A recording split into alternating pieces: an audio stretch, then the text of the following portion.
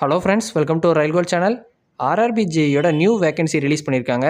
இதில் junior engineer, depot material superintendent, chemical and metallurgical assistant போஸ்ட்லாம் இருக்குது. ஆல்சோ இது இன்ஜினியரிங் ஸ்டூடெண்ட்ஸ் மட்டும் இல்லாமல் என்டிபிசி அண்ட் குரூப் டி ஆஸ்பிரண்ட்ஸ்க்கு ஒரு சான்ஸ் இருக்குது. என்னென்னு டீட்டெயில்டாக பார்க்கலாம். ஓகே, வாங்க வீடியோக்குள்ளே போகலாம். நம்ம இந்த வீடியோவில் சென்ஃபை 2025 ஜேஇக்கான நோட்டிஃபிகேஷனில் என்னென்னலாம் பார்க்க போகிறோம் அப்படின்னா, அப்ளிகேஷன் டேட் என்ன, எப்போ ஆரம்பித்து எப்போ முடியுது, எப்போ மாடிஃபை பண்ணிக்கலாம் அப்படின்றது. அப்புறம் eligibility age wise, education wise, medical standard wise ஒவ்வொரு போஸ்டிங்க்கும் என்னென்ன எலிஜிபிலிட்டி இருக்குது அப்படின்றது.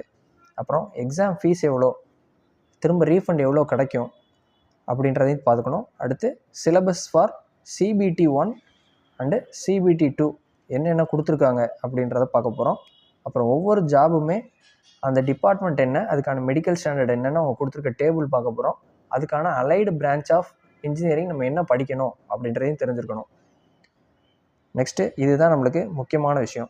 Y it is important for NTPC and group D aspirant. NTPC and group D ஆஸ்பிரண்ட்டுக்கு இந்த நோட்டிஃபிகேஷன் ஏன் ஒரு முக்கியமான விஷயம் அப்படின்றதையுமே இந்த வீடியோவில் நம்ம பார்க்க போகிறோம். இதுதான் பார்த்திங்கன்னா centralised employment notice CEN number 5/2025. Recruitment of JE DMS CMA. JEன்றது ஜூனியர் இன்ஜினியரு, DMSன்றது டிப்போர்ட் மெட்டீரியல் சூப்பரிண்டென்ட்டு, CMAன்றது chemical metallurgical assistant. Date of indicative notice என்னன்னு பார்த்தீங்கன்னா 4/10/2025. ஆன்லைன் அப்ளிகேஷன் என்றைக்கு ஸ்டார்ட் ஆகி என்றைக்கு முடியுது அப்படின்னு பார்த்தோம்னா 31/10/2025 ஆரம்பித்து க்ளோசிங் டேட்டு 30/11/2025 நைட்டு 12 மணிக்குள்ளே நீங்கள் அப்ளை பண்ணி ஆகணும்.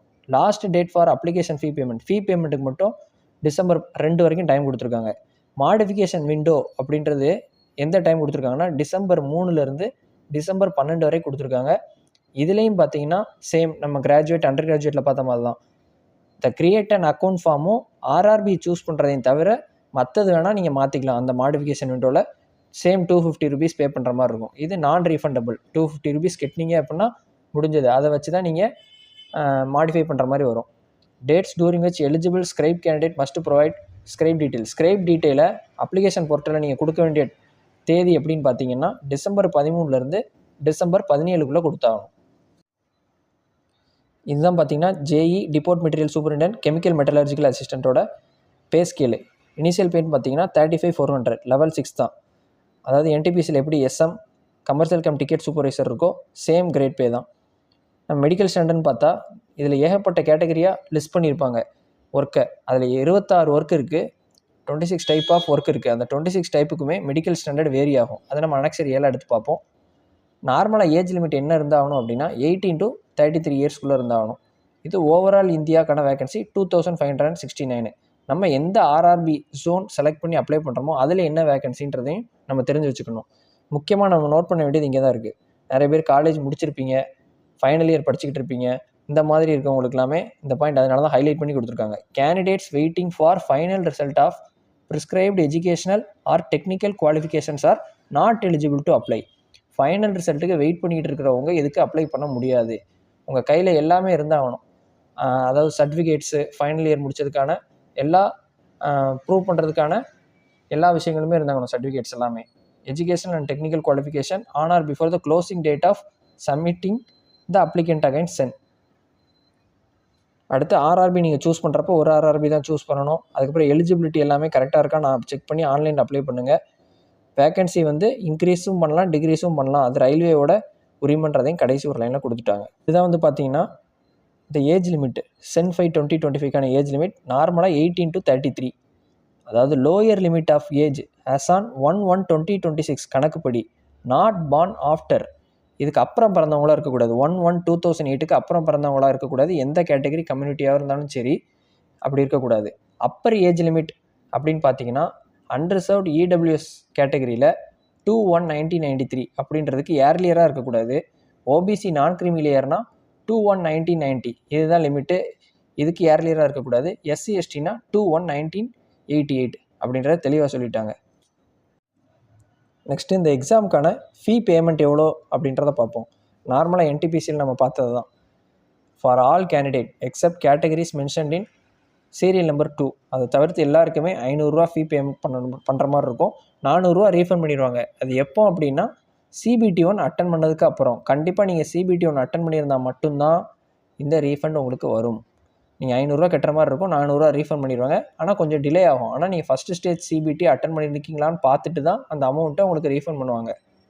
அடுத்து சீரியல் நம்பர் 2, நீங்கள் எஸ்சி, எஸ்டி, எக்ஸ் சர்வீஸ்மேன், பிடபிள்யூபிடி, இல்லை ஃபீமேல் கேண்டிடேட், இல்லை transgender, minority or economically backward கிளாஸாக இருந்தால் 250 ரூபா மட்டும் கட்டினா போதும். அந்த 250 ரூபாயுமே நீங்கள் பேங்க் சார்ஜஸ்லாம் டிடெக்ட் பண்ணிவிட்டு ஃபஸ்ட்டு ஸ்டேஜ் சிபிடி அட்டன் பண்ணிட்டீங்கன்னா உங்களுக்கு அப்படியே ரிட்டர்ன் அனுப்பிடுவாங்க. பேங்க் சார்ஜஸ்ன்றது ஒரு மினிமம் அமௌண்ட்டு தான் வரும், ஒரு 20, 30 அந்த அமௌண்ட் மாதிரி தான் வரும். அதை மட்டும் டிடெக்ட் பண்ணிவிட்டு மீதி எல்லாமே உங்களுக்கு அக்கௌண்ட்டுக்கு வந்துடும்.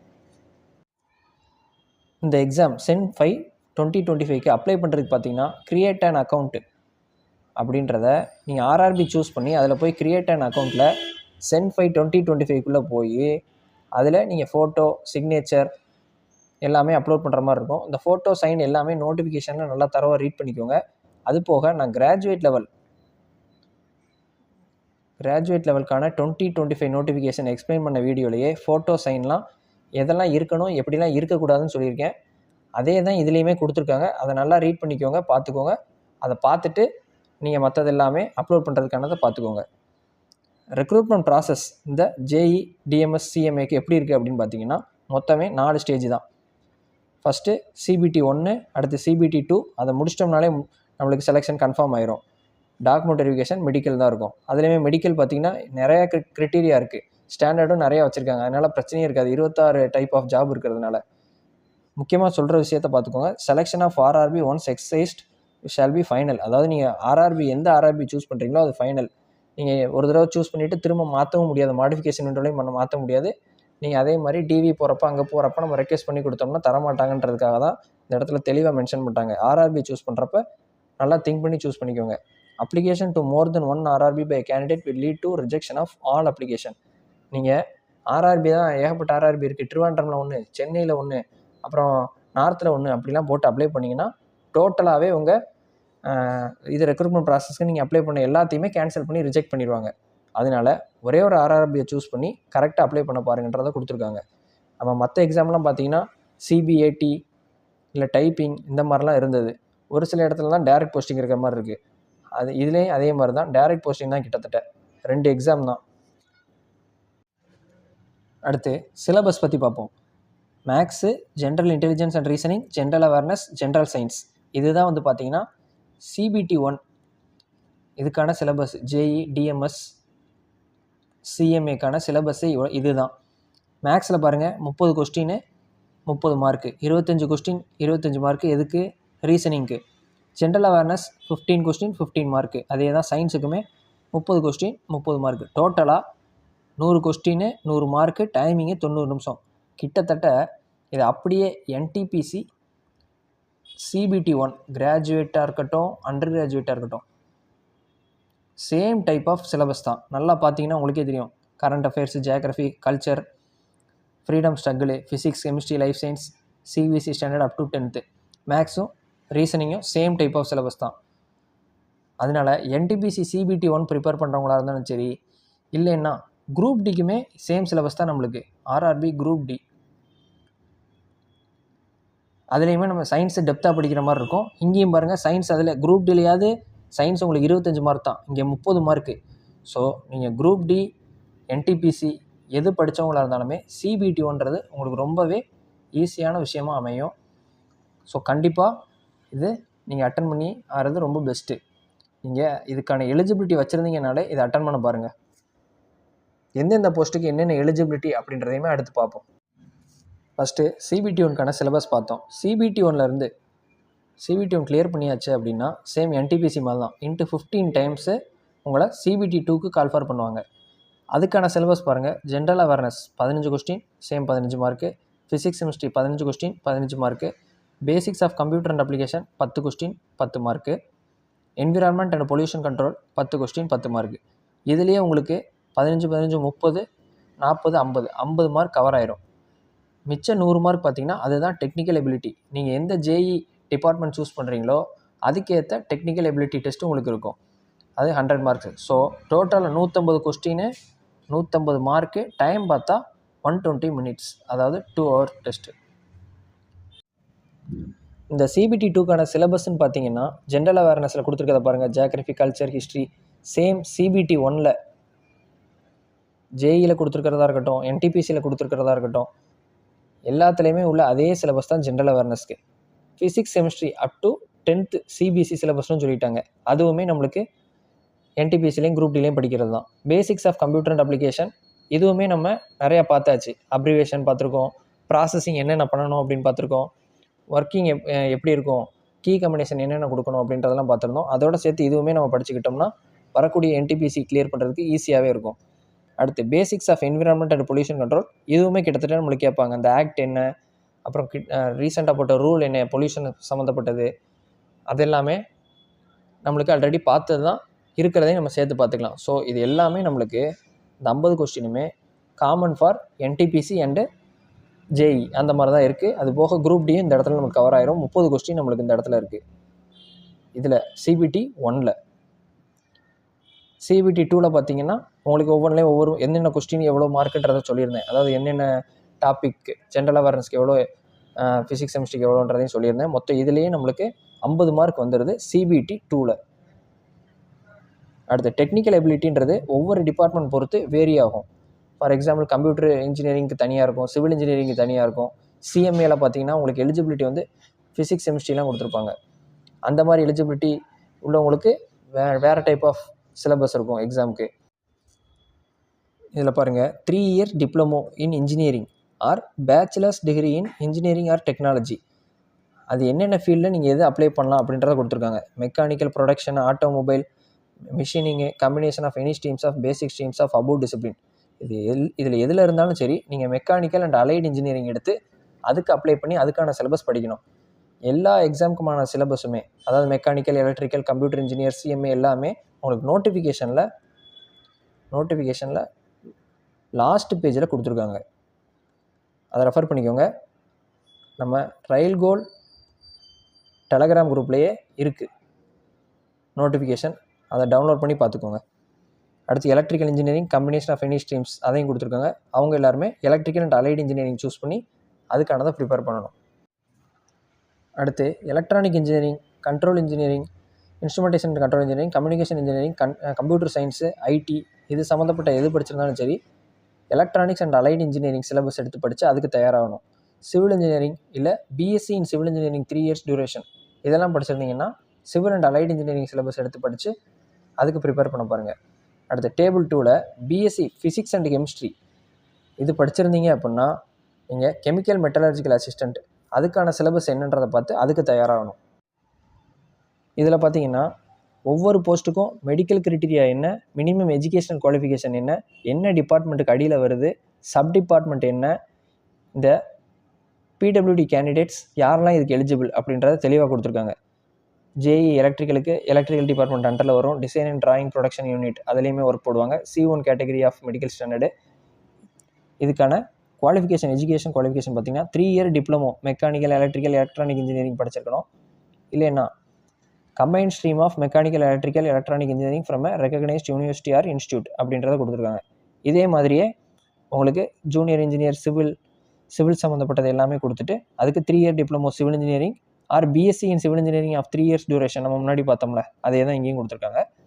அது போக நம்மளுக்கு சர்டிஃபிகேட் வாங்கியிருக்கணும் civil engineering from institute or university. அதுக்கான மெடிக்கல் ஸ்டாண்டர்டு என்னன்றதை நீங்கள் பார்த்துக்கோங்க. ஒவ்வொருத்தரும் ஒவ்வொரு டிபார்ட்மெண்ட் அப்ளை பண்ணுவீங்க. ஸோ அதுக்கான மெடிக்கல் டிபார்ட்மெண்ட்டு என்னன்றதை நீங்களே தெளிவாக பார்த்துக்கோங்க. அதே தான் இங்கேயும் பாருங்கள். அதில் 9 இது கொடுத்துருந்தோம். அடுத்து 10வது இதுலேருந்து இதில் இருக்குது. ட்ராக் மிஷின் ஜேஇ அப்படின்றவங்க எது படிச்சிருக்கணும், mechanical, electronic, basic streams of automobile, electronics, இன்ஸ்ட்ருமெண்டேஷன்லாம் வருது. கேரேஜ் அண்ட் வேகன் எதுன்னு படிச்சிருக்கணும். மெக்கானிக்கல் ரிலேட்டடாக பூரா வருது. மெக்கானிக்கல் ரிலேட்டட் சம்மந்தப்பட்டதாக மெக்கட்ரானிக்ஸு, அப்புறம் மிஷின், இண்டஸ்ட்ரியல் இது சம்மந்தப்பட்டது எல்லாமே இந்த போஸ்டிங் அண்டரில் வரும். எல்லாமே மெக்கானிக்கல் தான். அது எங்கெங்கே சப் டிபார்ட்மெண்ட்டுன்றதையும் கொடுத்துட்டாங்க. டீசல் ஷெட்டு, ஒர்க் ஷாப்பு அந்த மாதிரி டிபார்ட்மெண்ட்டில் உங்களுக்கு ஜாப் அலோகேட் பண்ணுற மாதிரி இருக்கும் இதை கிளியர் பண்ணுறப்ப. அடுத்து கெமிக்கல் அண்ட் மெட்டலர்ஜிக்கல் அசிஸ்டன்ட் அந்த CMAன்னு பார்த்துருந்தோம்ல, அதுவும் மெக்கானிக்கலு.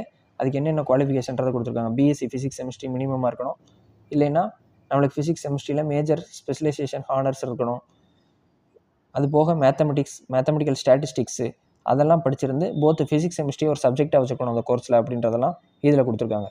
அப்புறம் JE diesel electrical, JE electrical, இவங்க எல்லாமே எலக்ட்ரிக்கல், எலக்ட்ரானிக்ஸு, மெக்கானிக்கல் எல்லாத்துலேயுமே உள்ளவங்க இதில் அப்ளை பண்ணலாம் அப்படின்றத கொடுத்துருக்காங்க. மெடிக்கல் ஸ்டாண்டர்டும் கொடுத்துருக்காங்க, B1 C1 எல்லாத்துக்குமே அந்த மாதிரி கொடுத்துருக்காங்க. நோட் பண்ணிக்கோங்க அவங்கவுங்க டிபார்ட்மெண்ட்டுக்குள்ளதை. 21 எஸ்என்டி அண்ட் சிக்னல், இதுக்கு என்னென்னலாம் படிச்சிருக்கணும்.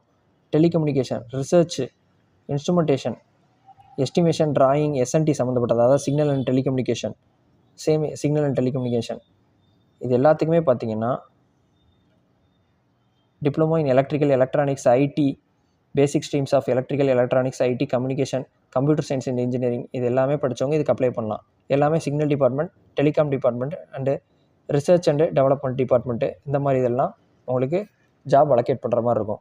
டிபோர்ட் மெட்டீரியல் சூப்பரிண்டென்ட், இவங்க 3 years diploma in engineering in any discipline in recognised university or institution படிச்சிருந்தாலே போதும். 3 இயர்ஸ் டிப்ளமோ.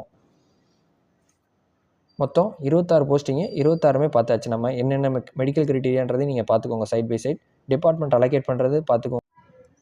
நிறையா பேர் இந்த சிலபஸ் எல்லாம் பார்த்துட்டு என்ன இருந்தாலுமே நம்மளுக்கு CBT 2ல் பார்த்தீங்கன்னா டெக்னிக்கல் சிலபஸ் இருக்குது, இதை படித்து எப்படி நம்ம கிளியர் பண்ண முடியும் அப்படின்ற ஒரு எண்ணம் இருக்கும். நான் சொல்கிற ஒரே ஒரு விஷயம் என்னென்னா, நீங்கள் NTPC அண்ட் குரூப் டி ஆஸ்பிரண்ட்டாக இருந்தால் டெக்னிக்கல் சிலபஸ் படிக்கணுமா அப்படின்னு கேட்டிங்கன்னா படிக்கவே தேவையில்லை, வேண்டாம்னு தான் நான் சொல்கிறேன். இந்த எக்ஸாம் நம்ம எழுதுறதுக்கான நோக்கமே வேறு. இதை நம்ம டெக்னிக்கல் சிலபஸ் படித்து அதை திரும்ப உட்காந்து ஒவ்வொன்றா ஆரம்பித்து நம்ம முடிக்கணும் அப்படின்னா ரொம்ப டைம் எடுக்கும். இந்த meantime NTPC and group D prepare பண்ணுறவங்க எல்லாருமே நம்ம லீடு வச்சு போயிடுவாங்க. ஸோ நீங்கள் டெக்னிக்கல் சிலபஸ் ஆல்ரெடி படிச்சிருந்து ஸ்ட்ராங்காக இருந்தீங்கன்னா மட்டும் டெக்னிக்கல் சிலபஸை நம்பி இந்த ஜேஇயில் போஸ்டிங் அடிக்கணும் அப்படின்னு வெறித்தனமாக இருந்தீங்கன்னா படிங்க. இல்லைன்னா கம்ப்ளீட்டாக அந்த டெக்னிக்கல் சிலபஸை அவாய்ட் பண்ணிடுங்க. அப்புறம் எதுக்கு நீங்கள் இது அப்ளை பண்ண சொல்கிறீங்க அப்படின்னு நீங்கள் கேட்கலாம். எதுக்கு இது இம்பார்ட்டன்ட் NTPC அண்ட் குரூப் டிக்கு அப்படின்னு சொல்லி போட்டிருக்கீங்க அப்படின்னு கேட்கலாம். சொல்கிறேன் என்ன விஷயம் அப்படின்னா, நம்மளுக்கு ரீசன்ட் ட்ரெண்ட் ஆஃப் எக்ஸாம் என்ன அப்படின்றத இந்த NTPC and group D attend பண்ணுறதுக்கு முன்னாடி இது மூலிமா தெரிஞ்சுக்கலாம். சப்போஸ் இப்போ NTPC CBT 1 முடியுது, CBT 2 எக்ஸாம் வர்றப்போ தான் ஊடால உங்களுக்கு இந்த ஜேஇ ஒர்க்கு எக்ஸாமு CBT 1 அப்படின்னு வச்சுக்கோங்களேன். அதுலேயே உங்களுக்கு CBT 1 சிலபஸ் என்ன இருக்குது, same to same NTPC syllabus தான். ஸோ அந்த இடத்துல நீங்கள் எக்ஸாமினர் மைண்ட் செட்டை ரீசன்ட் ட்ரெண்டுக்கு என்ன இருக்குன்றதும் தெரிஞ்சுக்கலாம். கண்டிப்பாக அதில் உள்ள கொஸ்டின் அடுத்து ரிப்பீட் ஆகுமா குரூப் டிக்கு NTPCக்கு அப்படின்னு கேட்டிங்கன்னா 100% அதில் உள்ளது நிறைய விஷயங்கள் ரிப்பீட் ஆகும். அதை என்னால் உறுதியாக சொல்ல முடியும். ஏன்னா 2019 இதுதான் நான் பெனிஃபிட்ஸ்னு சொல்ல வருது. 2019 அந்த நோட்டிஃபிகேஷன் போட்டதுக்கப்புறம் ஒரு ஜேஇ எக்ஸாம் வச்சாங்க. அந்த ஜேஇ எக்ஸாம் நான் அட்டன் பண்ணேன். அது எதுக்காக நான் அட்டன் பண்ணேன் அப்படின்னா, syllabus same to same CBT 1ல் உள்ளது பார்த்துக்கோங்களேன். 100 கொஸ்டினுமே அப்படியே நம்மளுக்கு NTPCயில் உள்ளதுன்னு நான் சொன்னேன். அடுத்து CBT 2ல் இப்போ பாருங்கள், CBT 2ல் 50 கொஸ்டின், 150ல் 50 கொஸ்டின், அதுவுமே உங்களுக்கு NTPC சம்மந்தப்பட்டது தான், குரூப் டி சம்மந்தப்பட்டது தான். ஸோ நம்ம இது பயப்படாமல் தைரியமாக இந்த எக்ஸாம் அட்டன் பண்ணலாம். நான் இதை கிளியர் பண்ணி இந்த ஜேஇ ஜாப் வாங்கணுன்றதுக்காக இதை நான் அட்டன் பண்ண சொல்லவே இல்லை.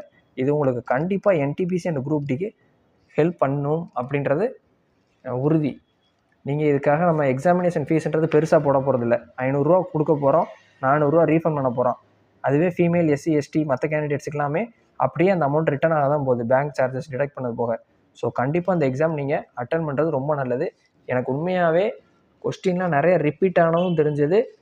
நான் அந்த டச்லேயே எக்ஸாம் ரியல் எக்ஸாம் இன்டர்ஃபேஸோட அந்த ஆன் டைமில் நம்ம அந்த கொஸ்டினை அட்டன் பண்ணுறது அப்படின்றது எனக்கு ரொம்பவே ஹெல்ப் பண்ணுச்சு. CBT 2 எக்ஸாம் போகிறதுக்கு முன்னாடி நான் ஜேஇ அட்டன் பண்ணது. அதுக்காக தான் நான் திரும்ப சொல்கிறேன், இந்த கொஸ்டின் இந்த எக்ஸாமை அட்டன் பண்ணுங்கள். நீங்கள் நினைக்கலாம் அதான் ஆன்சர் கீ வந்துடுமே, நான் போட்டு பார்த்து அதில் தெரிஞ்சுக்கிறேன்னு. அதுக்கும் நீங்கள் ஆன் டைமில் எக்ஸாமில் ரியல் இன்டர்ஃபேஸில் உட்காந்து எழுதுகிறப்ப அப்போது உங்கள் மைண்ட் யோசிக்கிறதெல்லாம் வச்சு நீங்கள் எக்ஸாம் போடுறதும் உங்களுக்கு ஃபைனல் எக்ஸாம் வரைக்குமே கண்டிப்பாக கை கொடுக்கும். ஸோ அதனாலேயே நான் சொல்கிறேன், NTPC அண்ட் குரூப் டி ஆஸ்பிரண்ட்டாக இருந்தீங்க, இதுக்கு எலிஜிபிளாக இருந்தீங்க, BSc chemistry, physics, engineering department, mechanical, civil, computer எது படிச்சிருந்தாலும் சரி இதுக்கு அப்ளை பண்ணி CBT 1 CBT 2க்கு கண்டிப்பாக CBT 1 முடித்து CBT 2 கிளியர் பண்ணுங்கள். இதில் யாரெல்லாம் CBT 1 முடித்து CBT 2க்கு போகிறாங்களோ 15 டைம்ஸில் கண்டிப்பாக சொல்கிறேன், அவங்களுக்கு 90% of chances group D clear பண்ணுறதுக்கும் NTPC கிளியர் பண்ணுறதுக்கும் இருக்குது. ஏன்னா கொஸ்டின் கொஞ்சம் ஸ்டாண்டர்டாக தான் இருக்கும். வேக்கன்சிலாம் பார்த்து நான் அப்படி இருக்குது இப்படி இருக்குது, அங்கே அப்ளை பண்ண அந்த திங்கிங்கே வேண்டாம். நீங்கள் சென்னை 160 வேக்கன்சி இருக்குது. ஸோ நீங்கள் திருச்சி, சென்னை, சேலமாக இருந்தீங்கன்னா சென்னை அப்ளை பண்ணலாம். ஏன்னா எனக்கு தெரிஞ்சு 4வதோ 5வதோ ஜோனில் இருக்குது. நம்பர் ஆஃப் வேக்கன்சி அதிகமாக இருக்கிறதுல சென்னை. சரி, சவுத் சைடில் இருக்கும், நான் ரிஸ்க் எடுத்து சென்னை அப்ளை பண்ணணுமான்னு கேட்டிங்கன்னா வேண்டாம். நீங்கள் பக்கத்துலேயே இருக்கணும், நம்ம பக்கத்தில் அட்டன் பண்ணிவிட்டு ட்ரிவாண்ட்ரம் ஜோனே வந்துச்சு அப்படின்னா நான் பார்த்துக்கிறேன், நான் டெக்னிக்கலும் கொஞ்சம் ஆல்ரெடி படிச்சிருக்கேன் அப்படின்னு நினைக்கிறவங்க ட்ரிவாண்ட்ரம் அப்ளை பண்ணிக்கோங்க, தப்பே கிடையாது. 160 வேக்கன்சியில் இன்ட்டு 15 நீங்கள் செலக்ட் ஆனீங்கனாலே அது ரொம்ப பெரிய விஷயம்.